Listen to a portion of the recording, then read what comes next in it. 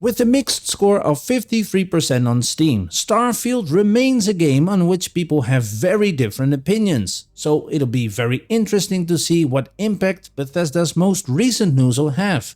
Because almost 1 year after the game's release, we're now finally seeing a big day one point of player feedback being addressed with the introduction of the game's first land vehicle, the REV-8. Bethesda has smartly combined this with another long-awaited piece of info, the release date of the Shattered Space DLC. So, what to expect from these new additions? Hey guys, welcome back to the channel. It's been a while since I've made a video on Starfield, but when this news dropped last night, I felt like we would be finally getting some content we've been looking forward to for such a long time. But you might be asking yourselves, how does this change how I feel about the game, or can this improve my playing experience?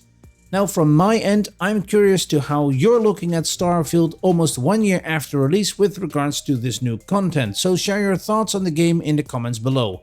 Also, if at some point you happen to like the video, give it a thumbs up for support, it goes a long way in helping out the channel. Starting with the REV-8, it's available now for everyone. All you need to do is go to any ship's technician and purchase it.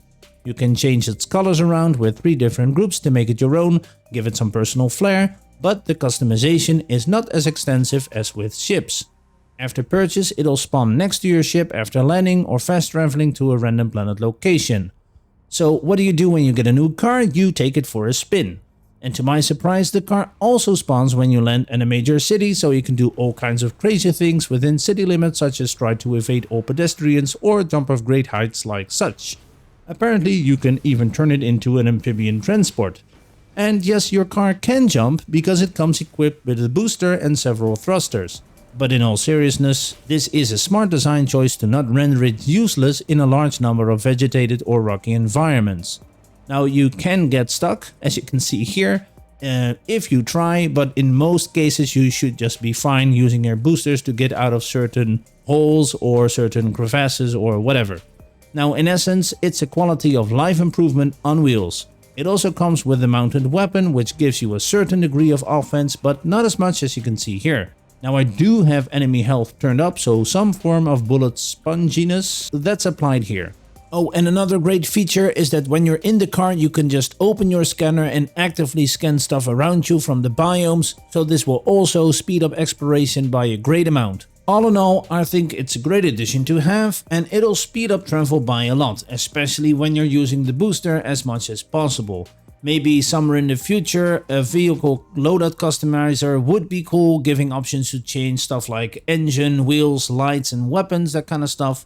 But it's me immediately going into creative overdrive. Having this is already very good, even if it stays like this. And yes, this should have been in the game from the start in my opinion, late September last year, but better late than never. And then, almost like a post-movie credits bonus scene from Marvel, the release date for Shattered Space is announced, September 30th. Having a date now allows for some excitement to build up for those very much looking forward to having new story content in the game, because to be clear, Shattered Space is a story expansion with a new planet to discover, new missions, gear and other content. But at least story-wise, it'll have us focused on House Va'ruun, one of, if not the most popular faction. Now no spoilers here, but in terms of expectations for this DLC, it'll surely be a good narrative addition to the game, but don't expect it to address any of the major mechanics already in the game.